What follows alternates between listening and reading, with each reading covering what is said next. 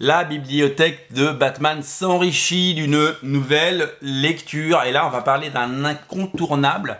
On va parler d'un classique parmi les classiques. On va parler d'un chef-d'œuvre signé Jeph Loeb et Tim Sale. Alors, vous connaissez ces auteurs, ce sont des auteurs majeurs de l'industrie des comics. Ils ont travaillé évidemment sur ce Batman que vous avez peut-être déjà lu et que vous allez lire si c'est pas déjà fait.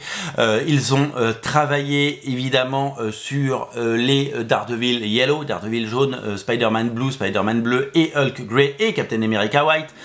Bien entendu, et ils ont travaillé ensemble sur bon nombre de comics et ensemble ils ont écrit la légende, ils ont écrit et dessiné des comics pour l'éternité, des comics qui resteront, qui sont rentrés par la grande porte dans le panthéon des comics à tout jamais. C'est avec Batman un long Halloween qu'ils ont forgé la légende, puisque ce récit complètement incroyable qui est présenté comme une suite à Batman année 1. Alors chronologiquement, il a été fait bien après, il a été fait plus de 15 ans après, mais c'est un comics qui chronologiquement se passe après Batman année 1. Donc le Batman est encore un peu junior, même si il a évidemment appris le job. Et comme dans les grandes traditions de Batman, eh bien Batman va mener une enquête. Batman, c'est le plus grand détective de l'histoire et il va mener une enquête, puisque ça va nous amener dans les bas-fonds de Gotham et à la rencontre de la plus grande partie des personnages DC Comics, à la fois les alliés de Batman, mais surtout la galerie de méchants qui compose et qui fait le succès de Batman. Alors, nous sommes évidemment, donc l'histoire se passe quelques mois après Batman année 1, et donc ça met en scène le jeune procureur Harvey Dent. En fait, ce qui va se passer, c'est que le soir d'Halloween, il se passe un crime et que en fait, Batman va devoir faire une course-poursuite, une sorte de course-poursuite contre quelqu'un qui commet des meurtres selon le calendrier. Et nous allons aller de octobre à octobre, il va se passer 13 mois. Et nous allons bien entendu avoir 13 épisodes, c'est ça le but, un épisode par mois, avec un Batman qui doute, avec un Batman qui cherche, avec un Batman qui recoupe ses indices et un Batman qui veut et va, peut-être nous le saurons en lisant cet album, trouver la clé du mystère.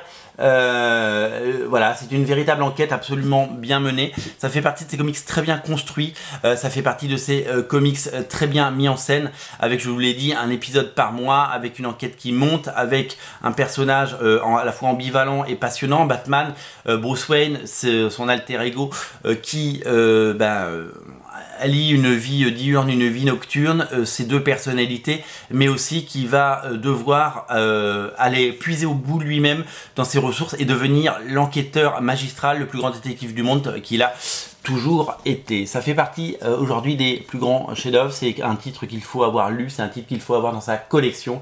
Ça fait partie des choses les plus marquantes qu'il m'ait été donné de lire sur Batman. Jeph Loeb est au sommet de son art. Alors Jeph Loeb, c'est un scénariste qui a beaucoup travaillé pour la télévision et le cinéma, scénariste du film Commando avec Schwarzenegger. Il avait fait aussi un film de loup-garou, puis il a bossé dans les comics, puis il est revenu à la télé, il a travaillé sur la série Lost, puis il a travaillé pas mal chez Marvel avec les séries dont je vous ai parlé tout à l'heure, les Daredevil, les Spider-Man, Hulk et Captain America. Il a travaillé chez DC Comics sur des séries comme Superman, puis il a fait les Superman Batman, avec notamment Michael Turner, avec Ed McGuinness, Carlos Pacheco. Il a travaillé sur la série Superman normale, puis il a travaillé sur des séries chez Marvel comme Heroes Reborn Return, le revival d'Heroes Reborn il y a quelques années. Il a travaillé sur les Ultimates. Il a vraiment une carrière absolument incroyable. Il s'est un peu détaché des comics ces dernières années, puisque c'est un auteur qui a commencé à travailler pour Marvel Télévision. Il a supervisé les séries animées, il a supervisé pas mal de choses au sein de Marvel. Je sais pas trop ce qu'il fait en ce moment, mais c'est peut-être qu'il a une joyeuse retraite et peut-être que voilà, il a œuvré, il a laissé des chefs-d'œuvre et c'est vraiment exceptionnel la somme de travail qu'il a pu faire. Tim Sale, c'est un dessinateur absolument génial qui a souvent travaillé avec Jeff Loeb sur la majeure partie des titres que je vous ai cités. Il avait commencé sur Death Blow, la série Death Blow. Il avait pris la suite de Jim Lee chez Image Comics, Wildstorm dans les années 90 et sa carrière est vraiment incroyable. Jeff Loeb avait travaillé sur Heroes, la série évidemment, et Tim Sale aussi, puisque Tim Sale c'est lui qui avait fait toutes les grandes peintures qu'on voit de super-héros dans Heroes. Voilà, ce récit est vraiment exceptionnel, ce récit est vraiment magistral, ça fait partie des très grands comics qu'il faut avoir lu et qu'il faut avoir dans sa collection. C'est un incontournable de Batman, c'est tout simplement un récit, c'est un indispensable de votre collection comics. Il faut l'avoir lu, il faut l'avoir et il est vraiment superbe. Alors il existe une collection si vous la trouvez. Ah non, il n'y a pas de collection en noir et blanc celle-là, c'est sur Amère Victoire, pardon, j'allais dire une bêtise. Il y a une suite à Batman Long Halloween, ça s'appelle Amère Victoire, que je vous invite évidemment à découvrir. Je vous mets le lien dans le descriptif de la vidéo. Même concept, une enquête, 13 numéros et un récit incontournable. Les deux font la paire, il faut avoir lu les deux.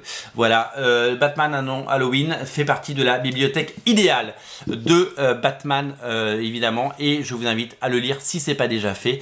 J'espère vous avoir donné envie de découvrir cette série, elle est absolument magistrale, exceptionnelle et incontournable. Salut.